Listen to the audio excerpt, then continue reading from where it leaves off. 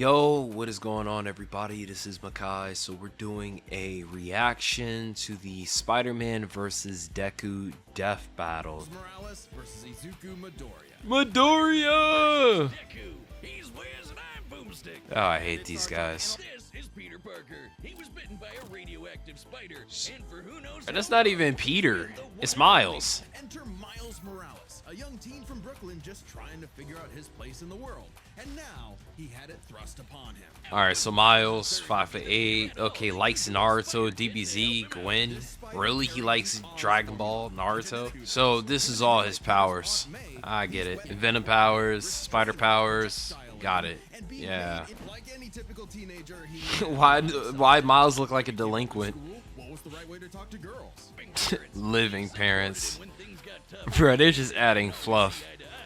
And thanks to them, he learned that the best way to be Spider-Man wasn't to do it like Peter, but to do it his own way. And it helped that this Bro, nah, I'm doing my own way. Miles has a variety of unique powers, like invisibility and venom. Not like Imagine you have to have all these powers and Spider-Man can still beat him. How many black superheroes that have electricity powers can you name?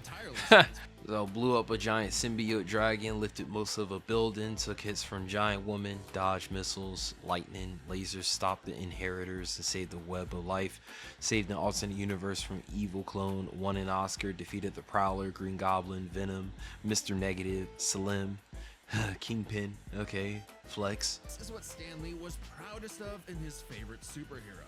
Regardless of who they were, any sort of person could wear the mask and do the right thing. Wait, hold up.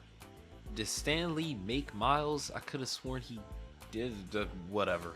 This episode contains spoilers for the ending of My Hero Academia. Like this kid named Izuku Midoriya, or as local bully Bakugo like to call him, the good-for-nothing Deku. Deku, 5'6", teacher, part-time hero, one for all hero. Deku, I mean his alien. Bro, I thought they just called him Deku. Possesses 7 quirks. Okay, romance interests. Oh, you know one of them. Are they serious? They do know that he like Ochako, right?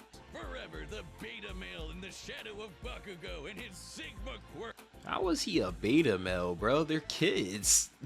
Until he got the chance to They're in middle school. lend his rival a helping hand. Then they also skipped the part where Deku literally found out that All Might was quirkless, and he was able to transfer the quirk to him. Deku's abilities, one for all, which we know is the stockpile quirk. Basically, it allows him to push out. Gear shift, I still don't fully know how to explain that shit, or Fajin, but for the most part, float allows him to fly or float in air, and then he can also use one for all to push himself around. Black whip is like his most used secondary quirk that he's always using. Smoke screen and danger sense go in tandem with one another. I mean, well, the smoke screen he uses that like he used it once or twice, but danger sense is to alert him of danger. But if the person who is attacking, it's like it sometimes can't be perceived as danger if the person isn't attacking with like malicious intent. It's so weird. So basically Fajin builds up kinetic energy. Yeah. Deku can unleash it for bursts of strength and speed. He's combined it with Black Whip to create the powerful Black Chain binding attack, and can use it in conjunction with full cowling to achieve foe 100%. He once used it to outspeed a bullet shot by Lady Nagant, a former hero turned villain who has a sniper rifle for an arm. Nagant's bullet once crossed a distance of around 215 kilometers within a fraction of a second. That's 6,700 times faster than sound. And Deku was moving so fast, the bullet seemed like it was standing still. Damn, that's crazy. I ain't gonna lie, that is crazy. He can go even faster than that with his final quirk, Gear Shift. Gear shift. Touching a target, he can control its speed without abiding by the laws of inertia. He can slow down foes to leave them frozen in the air, or move so fast he can punch multiple times in an instant. Even All For One's own protege Shigaraki couldn't track him, and this is a dude who can catch light speed laser beams. Deku can forcibly transfer the vestiges of all one for all to an opponent to directly attack their soul, but he loses one of his quirks each time he does so. It also requires they ingest some of his DNA. I mean, yeah, That's like that's part of the main ability of One for All, so you can transfer the quirk. After 5 minutes of continuous use, Deku's body will catch up to his speed, suffocating him as his cells become unable to take in oxygen. Unlock One for All's full potential, became the number 4 hero, obliterated Dark Might's for. Bro, they're using movie canon now, bro. All right, okay. One for All was suffocating him though. He's been doing all of this shit in just the 10th grade. I hadn't even figured out you can breathe through your nose at that point. The pressure of having to save his friends. Or maybe just because you're fat. Just get to the fucking fighting, man. All right, the combatants are set. Finally. Through all possibilities. They're using jump force gameplay. OMG. New York City. He chilling like a villain. Danger sense. Deku. Oh shit. You're more man and less spider than usual. Whoa, I was looking for you. That sounds like Deku. Not really, but kinda. Don't watch the mouth. Watch the hands. Now watch mine, Delaware. It looks so cringe though.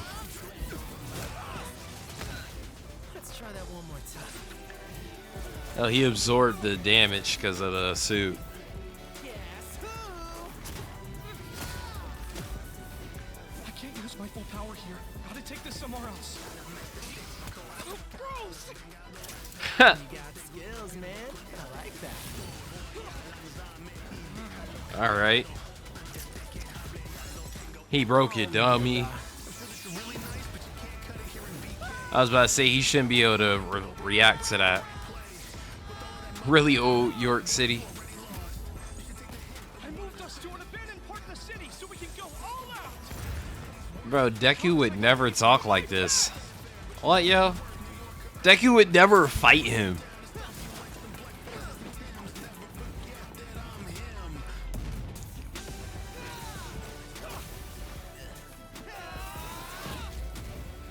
Alright.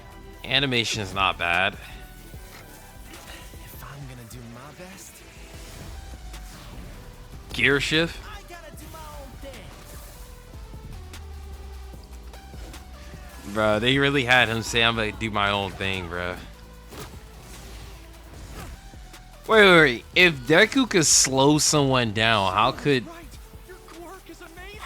he keep up? They call me the ultimate spiderman. What, yo? He really tried to do a Kamehameha. Not nullification. So, it's got a limit.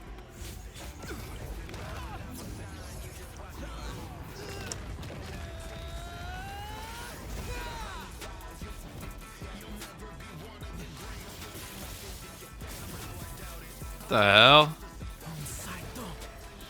What you doing, Chidori? Dragon Fist? Please stop.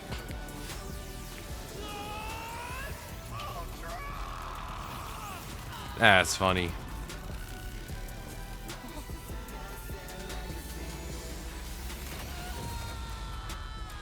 What, yo?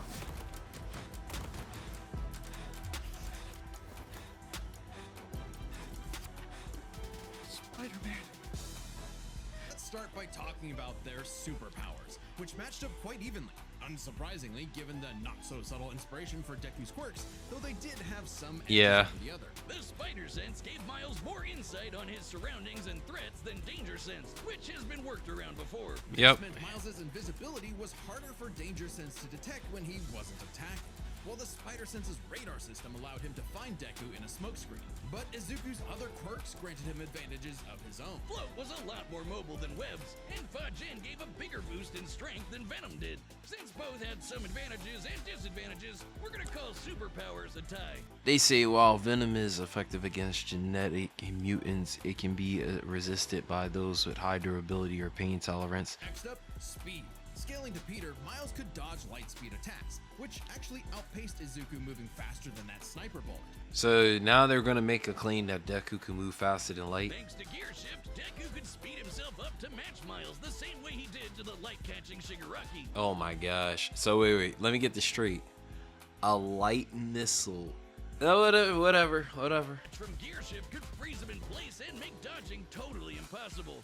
So speed goes to Deku. I don't know about that. Deku I don't think my hero has light speed attacks, but okay. was incredibly talented at analyzing an opponent's abilities That's and true. coming up with strategies on the fly. That's But true. Miles' powers and fighting style gave Deku few immediate openings. Deku may have received more formal training at UA, but he was ultimately only active in hero work for a little under a year. Meanwhile, Miles has been handling everything from neighborhood crooks to multiverse-ending gods for significant. So how does Miles lose, huh? It's close, but with his greater experience, skill goes to Miles. Strength. And that was no contest. Miles absorbing the energy of that bomb was nothing to scoff at, but overwhelming power is what One for All is all about. When Deku defeated All for One, the energy needed to part those clouds with this punch had a yield of 362 billion tons of TN, smashing the bomb Miles absorbed out of the water. But it wasn't as simple as that.